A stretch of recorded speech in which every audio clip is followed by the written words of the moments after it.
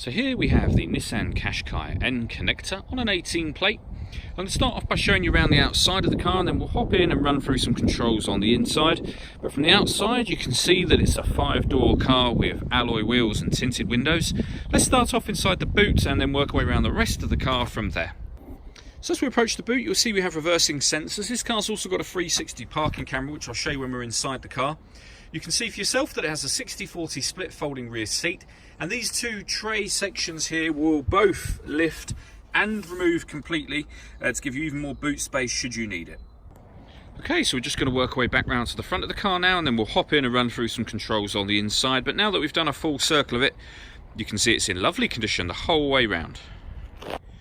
Just briefly before we climb in, I think it's well worth seeing the interior from this exterior point of view. These seats are as good as new.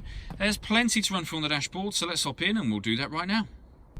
Okay, so now that we're inside the car, we're going to start with the dials. On the left hand side we have the rev counter, and on the right hand side the speedometer and fuel gauge.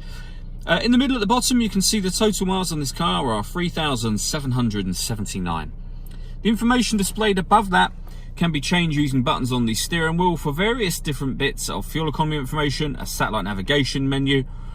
You've got your audio menu there as well, and then various different setting menus back around to the beginning again. If we back out to the steering wheel, the buttons I was using just a moment ago are these ones on the left, as well as the stereo controls we have over there as well. On the right hand side of the steering wheel we've got cruise control with speed limiter. We've also got the ability to answer and end phone calls, and we have voice activation for the phone. So hit that button, ask it to dial anyone in your contacts list, and it can do that for you without you having to take your phone from your bag or pocket. That is, of course, once you paired up your phone, and that is done on the central touchscreen here. So before we come back to that, you can see music-wise we have FM radio. If we press the radio button, you can see the car's got AM and DAB digital radio as well. If you want to listen to your own music, you can do that via the CD player at the top of that unit. You can also plug in a USB and auxiliary device, and once you paired your phone, you'll be able to stream music wirelessly via Bluetooth audio as well. To pair your phone, just hit that button there and then connect and follow the instructions on screen. This car's also got satellite navigation. There's a full video showing how that works on our website, and it's got a 360 parking camera, which I mentioned when we were at the rear of the car. So you can see just there on the right hand side we've got a reverse camera image, and on the left hand side we've got a bird's eye view of the car exactly where it's parked right now.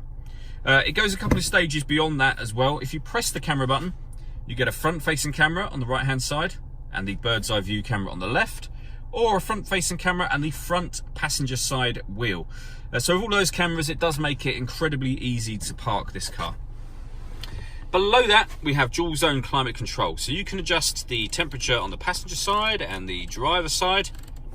Fan speed up and down from the middle here. You can determine where within the car you'd like the air to be distributed. Then hit that button to turn the air conditioning on, or hit auto and the car will maintain those temperatures by taking control of the fan speed itself. You can override that at any point in time you wish to.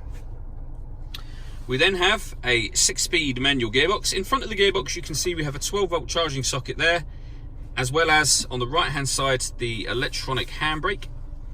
Inside the central armrest we have the auxiliary and USB inputs that I mentioned previously, and a second 12-volt charging socket. All that leaves me to say is thank you for taking the time to watch this video. If you'd like to come and see the car in person and have a test drive, please feel free to call any of our MJA sites. We'd love to hear from you soon.